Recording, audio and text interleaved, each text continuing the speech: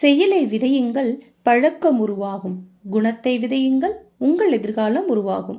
உங்கள் அனைவருக்கும் ஸ்நேகிதி சுபா சேனல் சார்பாக ஆத்மார்த்த வணக்கங்கள். இது உங்கள் தோழி சுபலட்சுமி முத்துக்குமரன். மாசி மகம் அப்படின்னாலே அது சிவபெருமானுக்கு உரிய ஒரு நாள். அன்று இறைவனை வழிபட உகந்த நாள் அப்படின்னு தெரியும். ஆனால் இந்த நாளுக்கும் திருக்கோஷ்டியூர் திருத்தலத்துக்கும் என்ன சம்பந்தம், அதை பற்றி தான் இந்த பதிவில் நாம் பார்க்க போகிறோம். சிவகங்கை மாவட்டத்தில் உள்ள திருக்கோஷ்டியூர் திருத்தலத்தின் மகிமை ரொம்பவும் அற்புதமானது. திருக்கோஷ்டியூர் தலத்தின் வடகிழக்கு திசையில் உள்ள கிணற்றிலிருந்து கங்கை நதி பிரவகித்து வந்தது அப்படின்னு சொல்றது ஸ்தல புராணம்.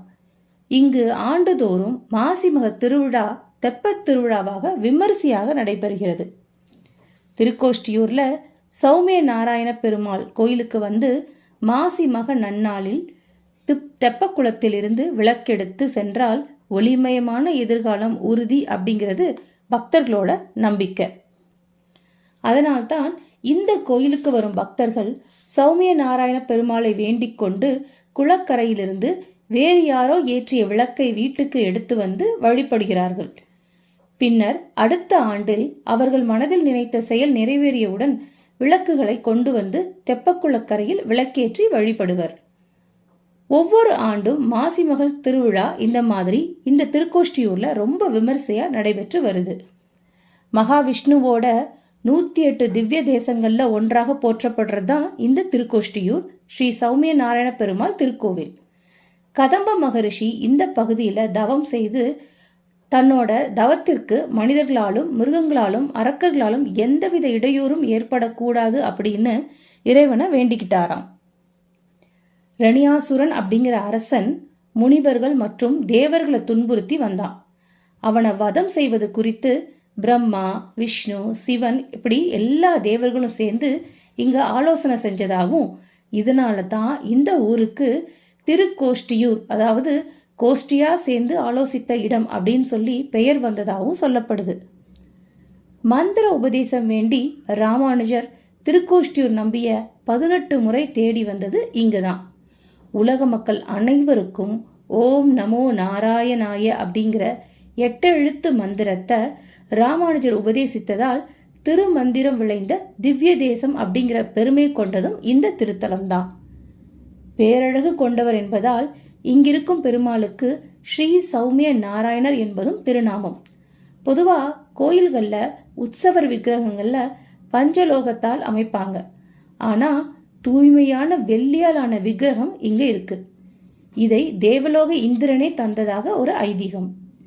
இப்பெருமானை திருமங்கையாழ்வார் வெள்ளியான் கரியான் மணிநிற வண்ணன் அப்படின்னு போற்றாரு. இங்குள்ள தாயாருக்கு திருமாமகள், நிலமாமகள், குளமாமகள் ஆகிய பெயர்களும் இருக்கு. மகாமக கிணறு என்னும் சிம்ம கிணறு இங்கு உள்ளது. இதில் மாசி மகத்தில் நீராடுவது ரொம்பவும் சிறப்பு. நவ கிரகங்கள்ல ஒருத்தர் தாங்க புதன் பகவான். நமக்கு புத்தியில தெளிவையும் திடத்தையும் வீரியத்தையும் கொடுப்பவர் இவர்தான். இவரோட மைந்தன் புரூரவன் மகா சக்கரவர்த்தியாக வாழ்ந்தார். ஒருமுறை புரூர சக்கரவர்த்தி திருக்கோஷ்டியூர் புண்ணிய பூமிக்கு வந்தாராம். அப்போ அவர் வந்த நாள் மாசி மகாமகம். மகாமகம் என்னும் நன்னாளில் மகாவிஷ்ணுவை கங்கையில் நீராடி தரிசிக்க விரும்பினார் புரூர சக்கரவர்த்தி. ஆனா காசியம்பதி அருகில் இல்லையே என்று கலங்கினார். மனமுருகி பெருமாளை பிரார்த்தித்தார். அவரது எண்ணத்தை நிறைவேற்றும் வகையில திருக்கோஷ்டியூர் தலத்தின் வடகிழக்கு திசையில உள்ள கிணற்றில் இருந்து கங்கை நதி பிரவகித்து வந்தது அப்படின்னு விவரிக்கிறது திருக்கோஷ்டியூரோட ஸ்தல புராணம். கிணற்றிலிருந்து வந்த கங்கை நீரில் நடுவே ஸ்ரீ மகாவிஷ்ணு திருக்காட்சி தந்ததாகவும், தற்போது ஆலய பிரகாரத்தில் அமைந்துள்ள இந்த கிணறு மகாமக கிணறு என்று மாசிமக கிணறு என்றும் போற்றி அழைக்கப்படுது. அதே போலத்தான் இன்னொரு புராண சிறப்பும் இந்த தலத்துக்கு உண்டு. இரண்யகசிபு அப்படிங்கிற அரக்கனை அழிப்பதற்காக சிவபெருமான், மகாவிஷ்ணு, பிரம்மா ஆகிய மும்மூர்த்திகளும் சேர்ந்து கூடி பேசினாங்களாம். புதிய அவதாரம் ஒன்றை உருவாக்கினார்களாம். அந்த அவதாரமே நரசிம்ம அவதாரம் என்கிறது புராணம். அந்த அவதாரத்தை உருவாக்கும் நோக்கில் மும்மூர்த்திகளும் அமர்ந்து கூடி பேசிய திருவிடம் திருக்கோஷ்டியூர்.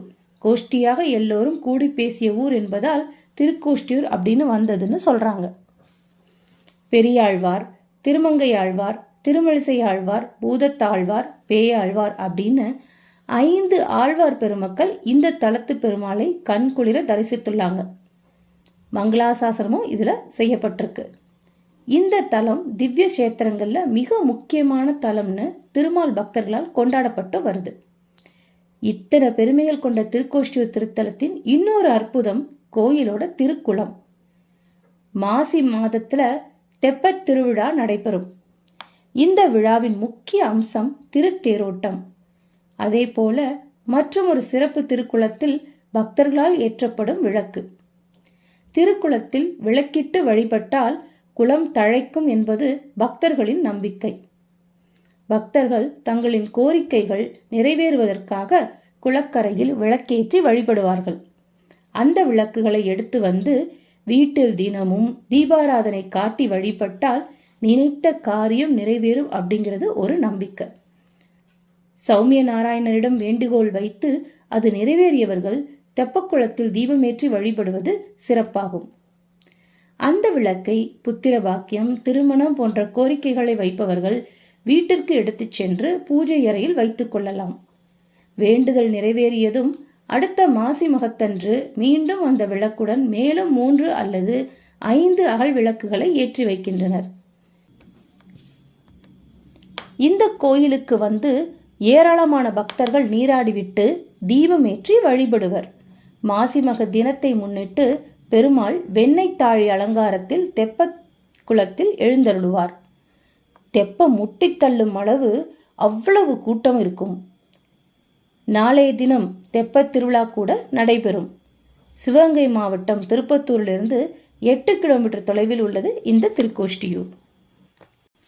மாசி மாதம் வந்துவிட்டால் தெப்பத் திருவிழா 10 நாள் விழாவாக விமர்சையாக கொண்டாடப்படும்.